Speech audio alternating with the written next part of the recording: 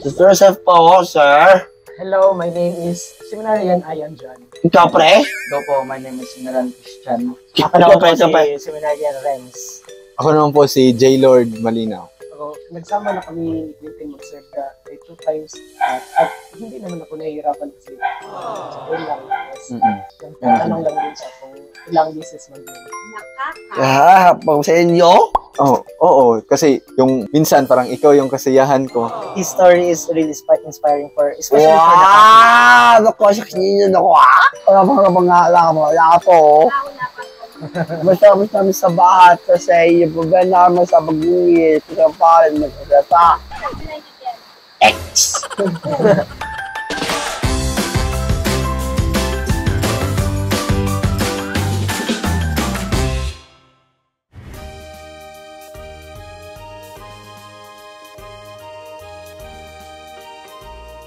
Hello friends, we are at sa mga si Joseph po.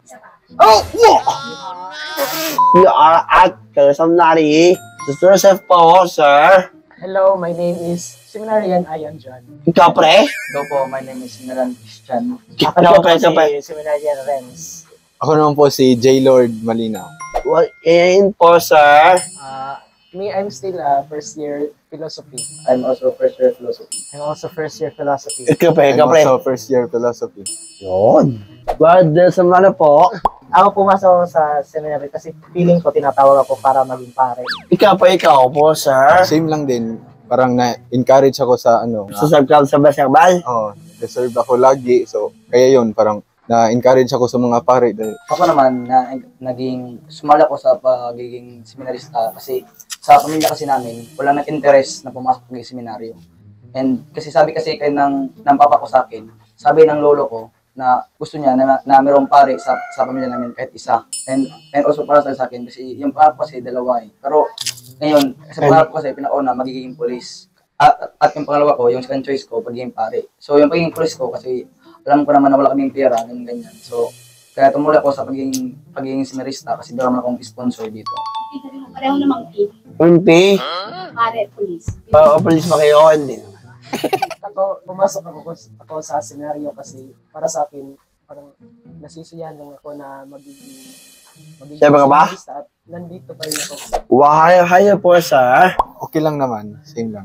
Ako ngayon, actually nakakapagod kasi nasa English camp kami ngayon. Actually, we are not allowed to speak. 1 minute si Esasik po, sir. Is being here, being with my brothers. Nakaka-happy din na kasama ko sila na for the greater glory of God. Same lang sa kanya, na communicate with the brothers and try to learn from them also. Because we are not the same country, so I try to also to understand them. Go for apostolate because in our apostolate, we see the reality of the people. Kita namin yung realidad talaga. Yeah. Same lang din sa akin sa apostolate kasi dito ko na-experience yung kung grabe pala yung paghihirap nila sa lalo na yung iba walang kinakain. So, tinatry namin tulungan sila na yung para sa amin na snacks, binibigay lang namin sa kanila. Sir, apostolate po, sir. Apostolate po, sir. For me, Siya. Sa akin, dyan lang malapit sa Commonwealth. So, ina-encourage namin sila na magsimba, parang ganyan kasi gusto rin namin sila na mapalapit sa Panginoon. ako naman naka-assign ako sa Arboretum. Arboretum is one of the place owned by University of the Philippines, and we conduct there for the children. We do conduct catechism, communion of the sick and old, so Bible sharing, and minsan Black Rosary. So parang na-experience din namin paano maging isa sa mga komunidad na ninirahan sa Arboretum. Sa akin naman, kasi same lang kasi kami ng apostolate sa may Arboretum. So as I said that we teach the catechism for the children and giving communion for the sick and Bible sharing and Black Rosary. Sa akin, yung apostolate ko sa malapit sa Quezon City Circle, Itchayan Community, at magbibigay ng communion sa mga mas may sakit, at saka tumulong din kung ano yung kaya namin tulong sa kanila. Is your heart to bless mga po, sir? Para sa akin, hindi naman kasi, para sa akin, yung pagiging seminarista is happiness ko din, kaya hindi naman ako nahihirap. Meron naman minsan time na malungkot ka kasi syempre napakalayo na kasi ng pamilya mo, like, something like that. I live in Mindanao, in Surigao. So parang minsan dito sa pagiging seminarista, naisip ko rin kung ano yung ginagawa ng pamilya ko doon, ganyan. Para sa akin mahirap kasi hindi naman palagi kami may freedom. I mean, may structure din kami, may mga schedule kami na pina-follow. Ang nakahirap lang din kasi time management, lalo na kung busy kami sa academics, so busy din sa apostolate. So parang nahihirapan din kami i-adjust. Lalo na sa apostolate kasi sometimes kailangan ng pera para sa mga pang snacks. Kasi doon kami nakakaakit ng mga bata. Sa akin, mahirap. Lalo na yung unang araw ko dito kasi nag-a-adjust lang ako. Di ko pa alam kung anong gagawin. Hanggang sa ngayon, parang okay lang sa akin. Parang minsan, nare-relax lang ako sa pag-practice ng mga instrumento, mga ganyan. Kahit na di ako marunong mag-gitar, lang ako. Nagsisearch ako sa YouTube, saka piano din para sa tuwing misa. Actually, hindi pa kami nagsama sa pagsiserve. So, pero parang kung magsama man kami mag-serve, parang hindi naman siguro. Ako din, parang hindi pa tayo nagkasawa pag mag-serve sa Sunday. Pero ito siya yung palagi mo nakasama. So, nagsama na kami yung mag-serve ka 2 times at hindi naman ako nahihirapan kasi sa doon lang. Nagtatanong lang din siya kung ilang beses mag-serve. Sa akin naman, parang halos Sunday kami magkasama ni Quintin mag-serve. Hindi naman ako parang nahihirapan sa kanya kasi Hindi na ako, natutuwa pa ako sa kanya kasi Hindi, ako yun. hindi ka yun. Ikaw yun. Magkaba ba kayo? Ano? Mag-ulan ba kayo? Hindi kayo. Ako. Magkaba ba ako? Sa akin, para lalo na pagkatapos ng misa, pero parang na-appreciate ko pa din kasi nakipaghalubilo siya sa amin. Kanya niya. Hello boys. Hello boys. Oo naman, makulit naman talaga si Quintin. Pero nag-enjoy din naman kami sa presensya ni Quintin. So, mga boss, mares! Yun lang kayo, makulit ka naman pero atay ko sin kasi kaya masayahin ka naman. Pag sa inyo?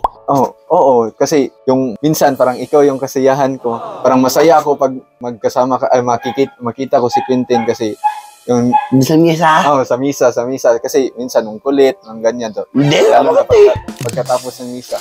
ang inspiring ng story ni Quintin, we know naman na may special needs siya, pero the mere fact na interested siya always na mag-serve, para sa amin, parang taken for granted.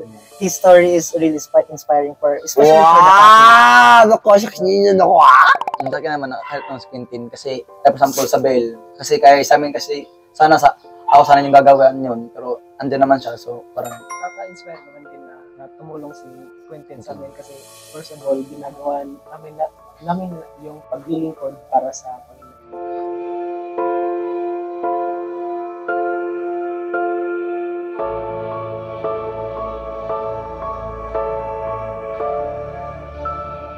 What is your mama po, sir? Sa akin, sa pag-stay ko dito sa seminaryo, yung may activity kami lahat ng seminarista, lalo na pag kasama kami lahat kasi yung parang ang saya namin kasi parang doon mo makikita talaga yung community life ng isa't isa. Personal kasi hindi ako masalita ng tao, na hindi ako mahilig magsalita ng pagmamahal sa ibang tao, pero ginagawa ko yun sa tulong, sa pag-help. So nakikita ko yung happiest moments ko sa mga times na nakakatulong ako sa ibang tao. ang sa akin naman, together, like, because meron kasi kami itong community life, kasi doon mo kasi makikita yung tunay na saya, at doon din mo ka makikita yung tunay na pagkakaibigan. Para sa akin, yung happiest moment ko is yung mag-serve ako kada linggo. Kasi simula nung grade 5 ako, nag-serve na ako sa aming parokya. Nasisiyahan ako kasi nadadala ko pa rin yung hobby ko simula nung Wow, so sad.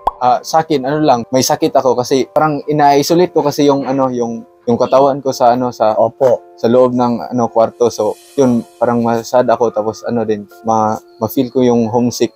Ako parang same din kasi kung nasa bahay ako, usually kung may sakit ako, inalagaan ako ng magulang ko.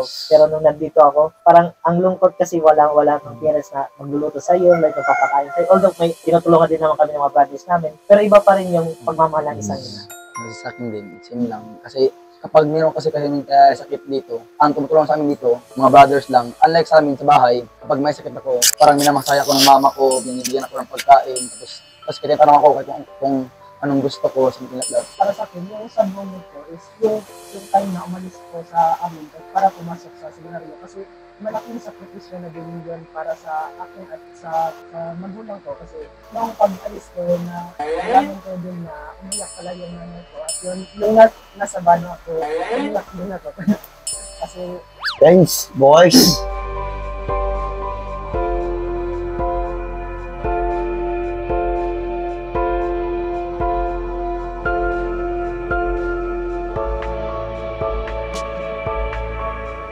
What do you think? Para watch sila, watch. Watch lang.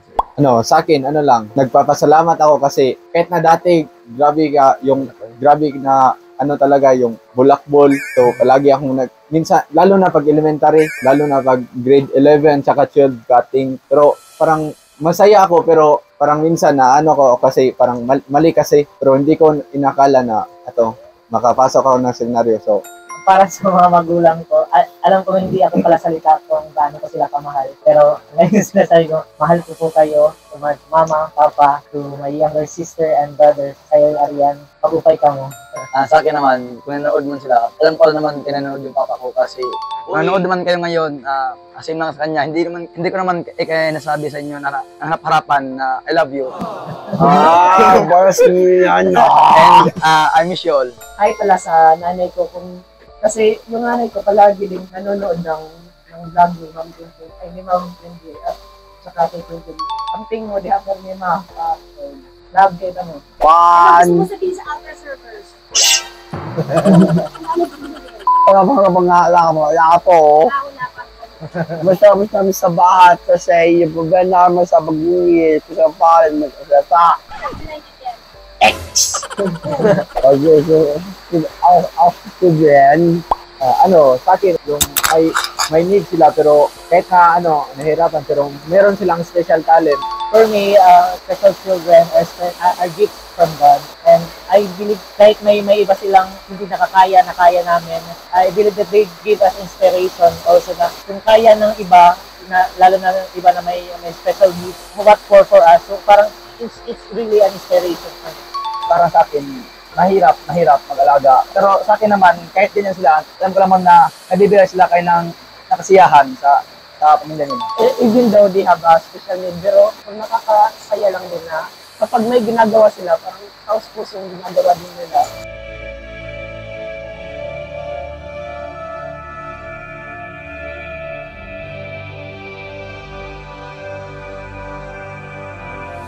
Thank you, good luck. You're Thank you. welcome. You're always welcome here. You're always welcome here. Thank you.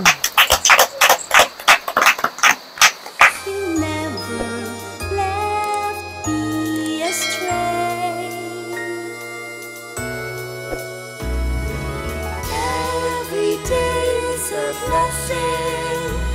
The truth.